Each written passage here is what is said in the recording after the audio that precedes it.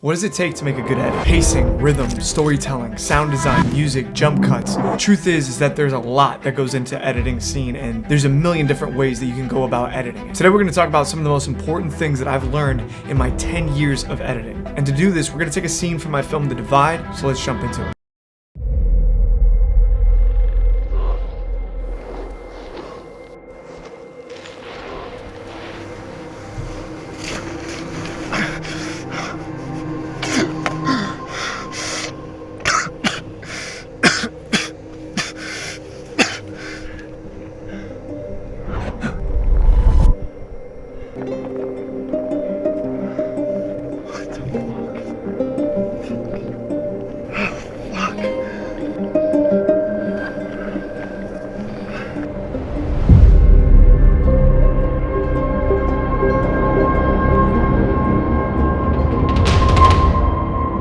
I think one of the most important aspects of being a good editor is having a strong sense of style. Step one is to identify the style of the edit and how to give your film or edit its own unique style and tone. But in order to determine this, you have to have a good understanding of the story that you're trying to tell. Let's take this scene for example. It's about the main character who wakes up in the middle of the desert, has no idea how he got there, but finds a cryptic message in his suit jacket that he hopes will give him some sort of answer or a reason why he's there. So the first thing that I'm going to do for this scene is I'm going to write down a few descriptive words that can really help me identify the style and the theme of the scene. And some of the things that I really wanted to bring to the scene was a shocking feeling that felt desolate, lonely, and I really wanted to give this feeling of hallucination from heat exhaustion and just really showcasing the brutal, harsh environment that our character was in. Now, why am I telling you guys this? Because it's very important to understand the mission as you're editing a scene and really giving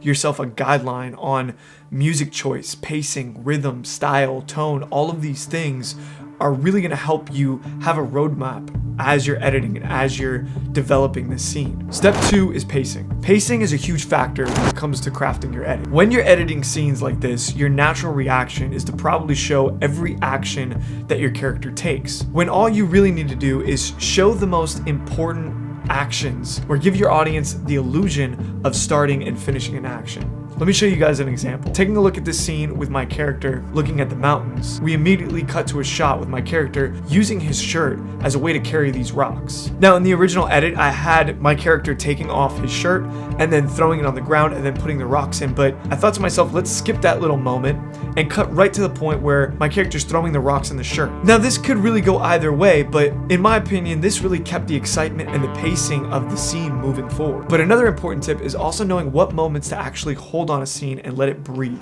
This scene right here of me taking this cover off my head was probably one of the longest takes in the entire edit. And that was because we wanted to show my character coughing and coming to the realization that he's in the middle of the desert, in the middle of a desolate wasteland, and he has no idea how he got there. Now this was a great moment, and we wanted to really showcase this in the edit because this was something that was authentic, that we wanted to hold a beat on. So there's two things that you guys gotta ask yourself when you are establishing the pacing of your scene. The first question is, what is the most necessary information and the most necessary actions that we have to show on screen? And the second question is, what are the most important moments that we need to hold on to allow the audience to actually connect to the character? Step three, using angles to your advantage. Something that will really help you guys enhance your editing very quickly is knowing when and how to cut to different camera angles. If you're just playing out a scene in just one or two takes, your audience very quickly will get bored. I mean, if you look at this scene as a whole, it's just literally me walking through the desert. It very easily could be boring. But the thing that actually makes this edit entertaining is all of the different angles that we cut to throughout the edit. Every angle helps tell the story. Showing an ultra wide angle allows the viewer to understand the environment that your character is in. In this case, it also helps show how small and insignificant my character is in comparison to the vast landscape around me. Things like wide shots or even medium shots are a great tool to showcase a character's action while still allowing the viewer to feel the environment. But things like medium close-ups and even extreme close-ups connect the audience to the pain or emotion that the character is feeling.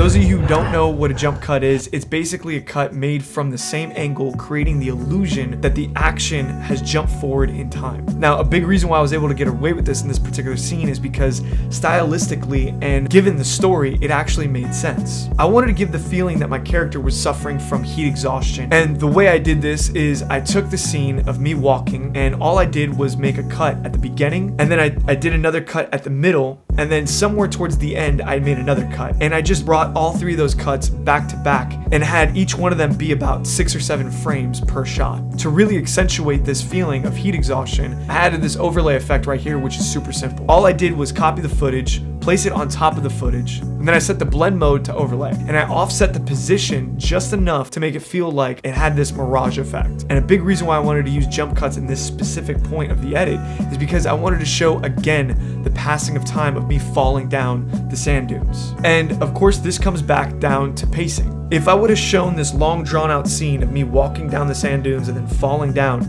this would have taken 4 or 5 seconds. So the goal here is to show the audience that I fell down the sand dunes, but do it in a quick way that keeps the rhythm and the pacing moving. I think one of the most important things to take away here is that I had a purpose for the jump cuts, and they kind of gave a stylistic tone and rhythm to the edit. You don't want to just do a jump cut out of nowhere. It kind of has to feel like it makes sense, not only stylistically, but also creatively in the story.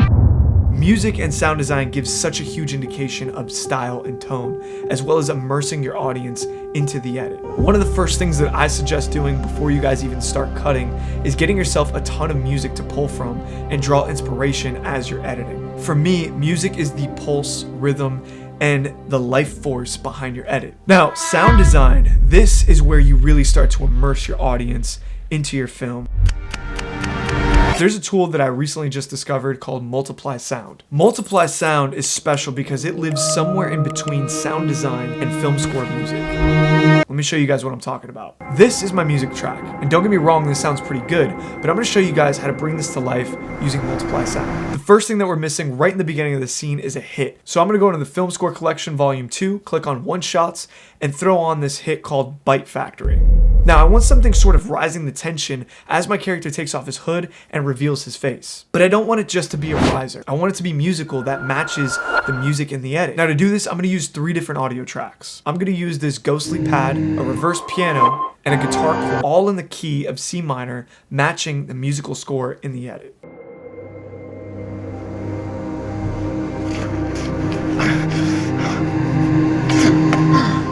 It really bridges the gap between sound design and film scoring, where you could add things like musical risers and tension to scenes to give it a little bit more than just a boring riser. Now, another thing that we got to talk about is using instruments or sound design to help you guys transition from one scene to the next. I wanted to cut from this wide shot of me standing in the middle of the desert to an extreme wide shot of me walking through the sand dunes. So I'm going to jump into Multiply Sounds, go to the Film Score Sound Pack Part 1, and we're going to go into drums. I'm going to click on One Shots, and I'm going to choose Tom Roll number 1. Now that sounds incredible, but I'm also going to take this reverse piano sound in the key of C minor, just like I said before, to match the musical score in the edit. And this is what that transition sounds like.